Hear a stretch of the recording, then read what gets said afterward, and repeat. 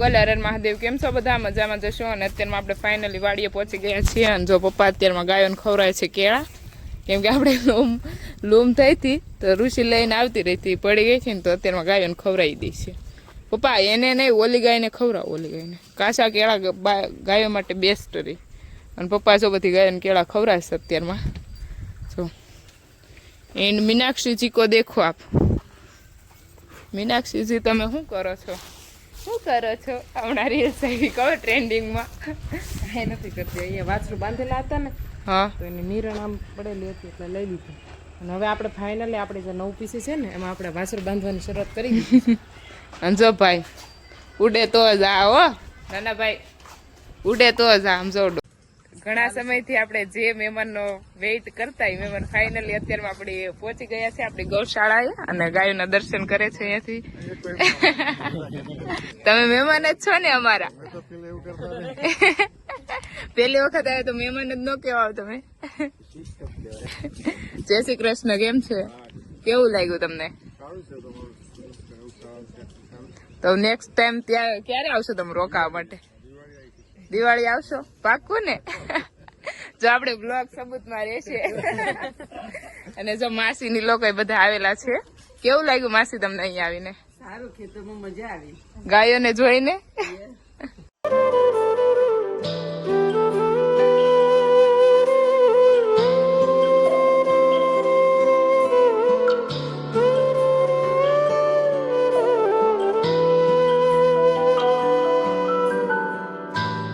જય શ્રી કૃષ્ણ અત્યારે આપણે ગાયોને મળવા આવી ગયા ગાય ગોપાલને જય માતાજી આ બેનો નતા બોલાતા કેટલા મહેમાન બધા આવી ગયા વધી ગયા મજા કરે બાકી આવે મદદ કરાવી હો કાંઈ નહીં અત્યારે આપણે આવ્યા છીએ અને યુએસએ થી મહેમાન આવ્યા છે ગાયોને મળવા માટે મહેમાન રજા લેવા મળ્યા છે ફાઇનલી અને હવે ક્યારે આવશો નેક્સ્ટ ટાઈમ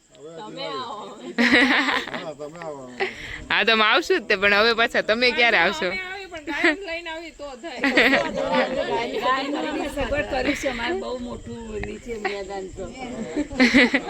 તો આપણે જઈ ખટારો લઈને નહીં તો મારે હશું ને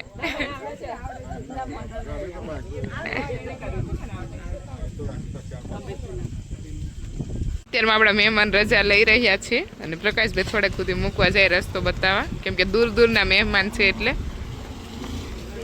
આવજો જય શ્રી કૃષ્ણ જય શ્રી કૃષ્ણ તો આપણે કાલે સાંજના આપણા સબસ્ક્રાઈબર આવ્યા થાય તમે આગળ બ્લોગમાં જોયું જ છે આમ તો બહુ દૂરથી આવ્યા એવું કહેવાય અને ગાયોના દર્શન કરવા માટે આવેલા હતા અને આપણા સબસ્ક્રાઈબર એટલે એ આપણી ફેમિલી જ ગણાય અને એ આમ પ્રોપર તો એનું છે અમદાવાદ પણ એ રહે છે યુએસ અને ત્યાંથી આપણા વિડીયો જોતા અને બસ એને ગાયો પ્રત્યે બહુ પ્રેમ છે તો એ ફેમિલી આવ્યા હતા અને બહુ મજા આવી પછી અમારે ત્યાંથી દક્ષાબેનની ઘરે ત્યાં ગયા અને ત્યાં બધી ગાયોના મસ્ત દર્શન કર્યા ખાસ તો સુરભીના દર્શન કર્યા અને બસ એ લોકોને આવ્યા બહુ ગમ્યું અને અમને પણ બહુ ગમ્યું કેમ કે અમારા સબસ્ક્રાઈબર આવે ને એમાં ખાસ કરી ને આપણે ગાયોને મળવા આવે એટલે આપણને ખુશી એક અલગ જ હોય અને બસ એવું બધું છે અને આજે જો આપણે વરસાદ બહુ હતો અને વરસાદ હતો ને કેવી હાલત છે ને ગમે હાલો આગળ બ્લોગમાં કહીશ અને પવન બહુ જ છે આપણે આમાં ડેલો ઓલો થઈ ગયો ને આમ જો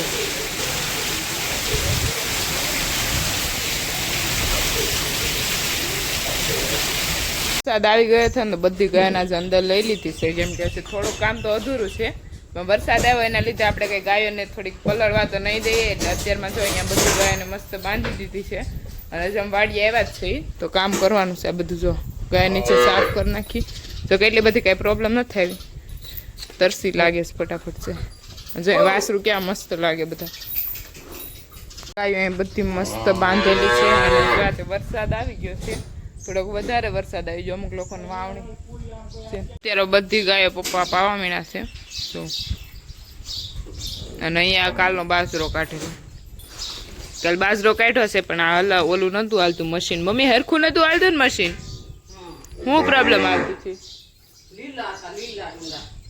તેમાં લીલા આવે તો શું થાય લીલા આવે તો હલર બેન કરી દે દબાઈ જતું છું ને પછી બહુ ડોડી એ આવે આપણે ડોડી નહીં ખાવી પણ હલર જ દબાઈ જતું છું તો એ દુનિયાથી ડુંડે પીડી જગ્યાએ જો અહીં ગાયો બાંધેલ છે મસ્ત અને આપણે જો હલર એ આપણે કાલે હતું ને ડુંડા ઓલા કરવાના ત્યાં જ પડ્યું છે હલર. જો બાજરી ત્યાં છે ને આજ વરસાદની પહેલી જો ઢાકેલી છે પણ પહેલી કોરી રહી આપણને કંઈ ખબર નથી. આ વરસાદના લીધે છે ને વાડીને નુકસાન થયું, કેમ કે હમણાં એક આપણે લૂમ પડી ગઈ હતી ને આ બીજી પડી ગઈ, કેમ કે અહીંયા ટેકોય મૂકેલો હતો ને તોય એવું થયું ને ઘાસ જો આડું પડી ગયું બધું.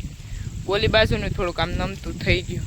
આવું બધું છે પણ હવે વરસાદ થઈ ગયો છે, જે હાથીને એવું બધું વાડીમાં આખવાનું બાકી છે. અને આપણી બાજરી અમે બાજરી પલ્લે એટલે આમ ઢાકેલું છે પણ તોય થોડું ઘણું નુકસાન થતું છે, કેમ કે વરસાદ ક્યાંકથી અડી જ જતો હોય. અને હલરે આપણી વાડીમાં જો સ્થિર પડ્યું જ, કેમ કે કાલે આમ તો બાજરી ન આવેલી, કેમ કે લીલું હતું ને હજી એટલા માટે એ ન થયું.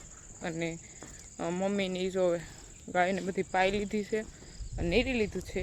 અને હવે શું કામ કરે ને આગળ કેશ ગારા દેખો કહીશ કિતના ગારા હે ગારા લેપણે હોતો તારે લેપણે ગારે કે. અને અહીંયા જો આપણે આ બધી નીરણ મસ્ત ઢાંકેલી છે, પાણી કંઈ વાંધો ન આવે. બહાર થોડા ઘણા સાટા લાગે પણ આમ કંઈ પ્રોબ્લેમ ન આવે અંદર. અને હવે આપણે મમ્મી કહેશે કામ કરવાનું છે, હાલો મમ્મી આપી દો કામ, એ કરવા મળીએ. એ ભાઈ को लेकर हमारे પેલા નાખી દેવાનું છે મસ્ત પોદળા, ક્લીન કરી દેના હે ક્લીન. અને હું મમ્મી હવે ક્લીન કરવા મળીએ ભાઈ. આજે આપણા નવા શેડમાં બધી ગાયોને બાંધી છે ને તો ક્લીન તો કરવું જ પડશે, એટલે રોજ કરવું જ પડે. મજાક કરી કહીશ. જો મમ્મી કામ આપી દીધું છે ગાયોનું ખાણ પલાળવાનું. ખાણ પલાળાની કામ મમ્મીને દે દીધા. ન નાખું મમ્મી સાવી જ ભૂલાઈ ગઈ બોલો. તો અત્યારે ખાણ પલાળનું છે, સાવી આપી જાવ કે હું લઈ જાઉં? ઓ માય ગોડ, આવા કાકરામ પગ દે આપણે.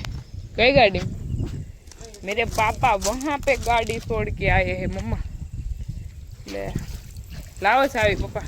અત્યારમાં આપણે ગાયોનું ખાણ પલાળી દીધું છે. અને ગાયોના ખાણમાં આપણે શું પલાળવાનું તમને આગળ કહું. ગાયોનું ખાણ પલાળ્યું છે ને એની અંદર આપણે નાખી છે કપાસા, પછી ગોળ, પછી લોટ, પછી પોપડી અને ટોપરાની ખોળ, કાળી જીરી પલાળેલી અને પલાળેલો ગોળ, એટલી વસ્તુ આપણે એડ કરીએ અને પલાળી દીધું છે અત્યારમાં ખાણ. અને આપણે ખાણ ક્યારે દઈએ? ગાયોને જ્યારે બધી ગાયોનું મિલ્કિંગ થઈ જાય અને પછી આપણે ગાયોને દઈ દઈએ ખાણ. અને પછી નીરવાનું, પછી નીરાતે પાયલાનું એ બધું કામ કરી અને પછી આપણે જઈએ ઘરે. તો અત્યારમાં છે ને હવે બધી ગાયોને પાઈ લીધી, નીરી લીધી અને જે આપણા છૂટા છવાયા કામ છે એ કરવાના છે.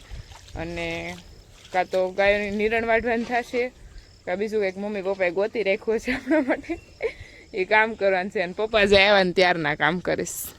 પપ્પા હમણાં બહુ કામ કરાવે છે, ગૌશાળામાં બહુ હેલ્પ કરે છે, કેમ કે પહેલાં થોડીક તબિયત ખરાબ રહેતી પણ ધીમે ધીમે સારું છે. તો આપણે જેટલી એનાથી થાય ને એટલી હેલ્પ કરાવે. અને એવી રીતના આપણે બધા મસ્ત ફેમિલી હપી અને કામ કરીએ છીએ આપણી ગૌશાળામાં, એટલે કાંઈ ટેન્શન નથી. પણ ચોમાસું છે અને થોડુંક આપણે જો ટેન્શન આવે એવું હતું, એટલે આપણે માતાજીની દયાથી મસ્ત શેડ થઈ ગયો ગાયો માટે. એટલે હવે કાંઈ ટેન્શન લઈને કાં નહીં. હવે આ ગાય માતાની દયાથી આપણે મસ્ત શેડ થઈ ગયો ને એટલે ટેન્શન નથી. બાકી આની પહેલાં જ્યારે વાવાઝોડું ગયું ને ત્યારે જે ટેન્શન આવ્યું છે ને એની તો તમે વાત જ ન કરો. એ હું મીનાક્ષી દીદી અને પ્રકાશભાઈ જ હતા અને મમ્મી પપ્પા પાસે ત્યારે બહાર ગયેલા હતા, એટલે આપણે થોડુંક વધારે ટેન્શન આવી ગયું હતું, કેમ કે ઘરે તે સંભાળવું પડે અને અહીંયા વાડીએ પણ સંભાળવું પડે. એમાં ગાયું થોડીક પહેલી થઈ ને ત્યારે અમને ફૂલ ટેન્શન થયું, કેમ કે આપણને ભલે ગમે એ થાય પણ આપણે ગાયોને કોઈ દિવસ કાંઈ નહીં થવા દેવાનું. જો ગાયોની મસ્ત શરી લઈ શકે. એમાં 5:45 જેવો સમય થઈ ગયો છે અને ગાયોના મિલ્કિંગનો પણ સમય થઈ ગયો. જો આમાં એક બ્લેક કલર ચકલી છે, બ્લેક એ નહીં ને કંઈક વ્હાઈટ એ નહીં એવી છે. અત્યારમાં આપણે મમ્મી મિલ્કિંગ કરવા માંડ્યા છે ગાયોનું અને આપણે પણ થોડીક હેલ્પ કરાવી દેવાની છે, કેમ કે મીનાક્ષી દીદી હોય તો આપણે વાંધો ન આવે, તો મમ્મી ને મીનાક્ષી દીદી બે કરી દે.